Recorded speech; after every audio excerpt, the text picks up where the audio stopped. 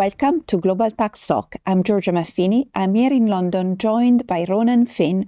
Ronan is a transfer pricing partner with PwC Ireland and our global sustainability leader for the transfer pricing services. Welcome, Ronan.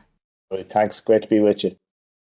So, Ronan, following the OECD negotiations, the country-by-country reporting, the CbCR, was introduced as a high-level risk assessment to be exchanged with tax authorities privately. But more recently, we have seen more proposals, more requirements for a public country-by-country report, a public CbCR. Ronan, help us out here. Give us a bit of background on what the public CbCR is, who is in scope, where it applies, from when it will apply, and importantly, what information is required. No problem. Yeah, you're right, Giorgia, in terms of there was the private CbCR that came out in 2016 out of the BEPS programme. But there's probably been more push for more transparency. And I think we're seeing this across the board, not just even in tax. And there's been a real push across a number of jurisdictions for public country-by-country reporting as well. And I'll probably maybe focus today a bit more on the EU because they've probably been the leaders in this area. But you're right, Australia in particular have brought it out. And there's also a country-by-country reporting requirement within the Corporate Social Responsibility Directive, CSRD. So there's lots of different areas that we're seeing this come through. But it applies to multinationals with turnover greater than 750 million, if I look at the EU one. And that's whether you're either EU headquartered or if you're not EU headquartered, if you have a significant presence in the EU. And that actual significant presence isn't that high. There's the EU Accounting Directive, which talks about turnover of 8 million, balance sheet of 4, employees of more than 50. So it's quite a low bar. So most multinationals that would have that presence in the EU and would fall within this requirement. It's quite similar to the private CbCR in terms of, again, it's looking at things like income tax paid, revenue, the number of employees, profits, etc. But you split it by each EU country report separately. You then report on what is called the non-cooperation jurisdictions in the EU, the so-called black and grey list. There's a number of countries on that. For example, Russia, example, would be on your black list, British Virgin Islands on your grey list. So they are all reported separately as well. And then the rest of the world is reported as one group then after that. So, and it comes in from accounting periods beginning after June 24. So it's quite imminent now. You will have, if we take a normal calendar year end, your 31 December 25 will be due in 31 December 26. But watch out for a couple of countries have gone early in Europe, Romania and Croatia, and actually those deadlines are falling due this year for Romania and next year for Croatia. So that's probably a high level overview of where it's at. Thank you, Ronan. So if we take a step back from that, so why do you think there has been a push to make certain information into the public domain? Oh, many reasons, but it probably comes across overall. I think it's probably increased transparency and knowledge in terms of this concept of fair taxation, of companies paying their fair amount of taxation, and that brings with it the more transparency that's seen there would seem to be drive that behaviour, so give a level playing field between companies, and probably investor confidence coming from that in terms of if there's more disclosure, more transparency from companies. So, and that falls into then improved compliance. It will drive more improved and more rigorous compliance, and they have overall economic stability. So they're probably the big picture reasons that have been thrown out there in terms of where that push for more transparency.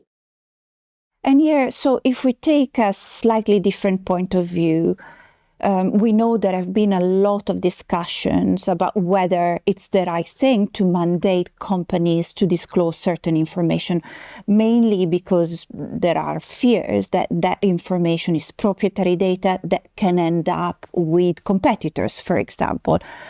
Ronan, help us out here again in trying to understand the pros and the cons of these mandatory public disclosure regimes.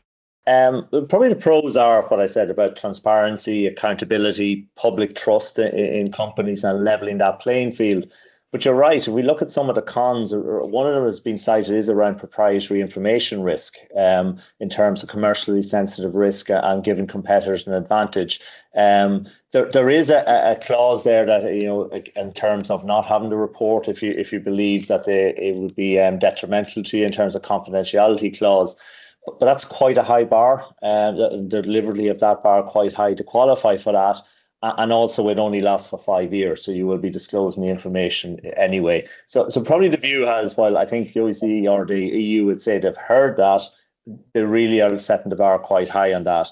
Probably one of the other ones then is around what we're talking to clients, risk of data misinterpretation. If we look at what's disclosed in the CbCR, it's quite a narrow picture of the total tax contribution of a company. It's around their corporate taxes.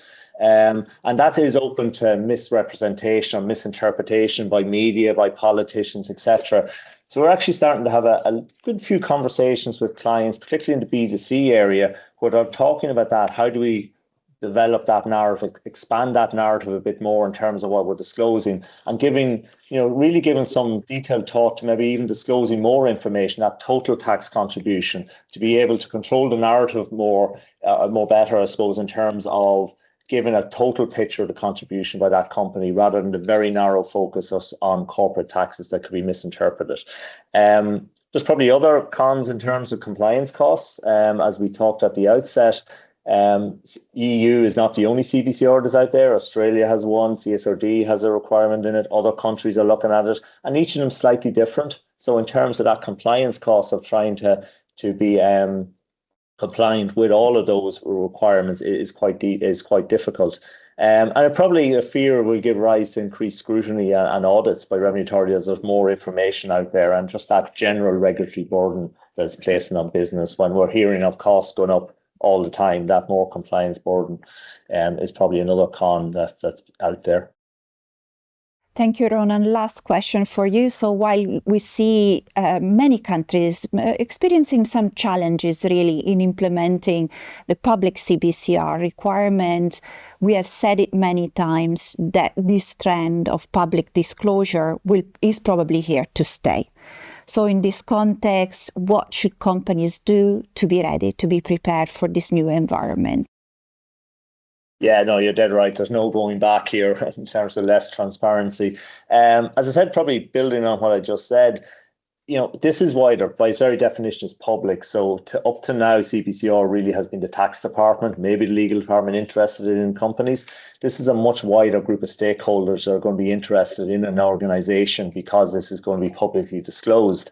And for that reason, we've talked to companies, and particularly, as I said, in the B2C area, they're actually starting, some of the companies are looking at using 2023 data and actually complete the CbCR and socialize that within their organization to get reaction to it, particularly, like, as I said, it's a much wider group of stakeholders in the company, including your PR department, etc. So they're actually preparing that data, pushing it out there to the organization, getting reactions now rather than last minute when somebody realizes this data is going to be on your website or on a commercial register. So that's one area. Probably seen a lot of data integrity and really working on being able to gather that information, and probably building on, we saw a lot of that with the OECD CbCR Safe Harbour for Pillar 2, companies really looking at the integrity of their data, and they're taking that opportunity now to build on that and see what does a public CbCR look like now that we've done all that work with the private CbCR. So that confidence in your data, in your processes, and also looking then at in terms of what is the narrative you're going to put around it, if any, as you make it public, in terms of the consistency of that data. We're seeing huge amounts of data, as we know, out there on companies publicly, whether it's sustainability reports, whether it's privately and transfer pricing reports, and making sure that that's all consistent at a minimum, because there's lots of different preparers of that information in the company. So again, really starting to look at, what is the narrative that we will build around the public CbCR that we will put on our website. So there are a couple of areas that we're really seeing we're helping organizations with. And it's also then just tracking it as regulatory, as different countries bring this in. And actually, even in the EU, some countries have brought it in slightly different. And we developed in PwC an EU public CbCR tracker, which is available. which is a good way of tracking each of those countries and how they've implemented the directive, because there is nuances, as I said, in timing, in the, I suppose, clauses they've brought in the EU directive. So there's some of the ways that I think companies can be starting to really think about this. Ronan, thank you very much for joining us, and thank you for tuning in. Be sure to come back soon for another Global Tax Talk so you can be Global Tax ready.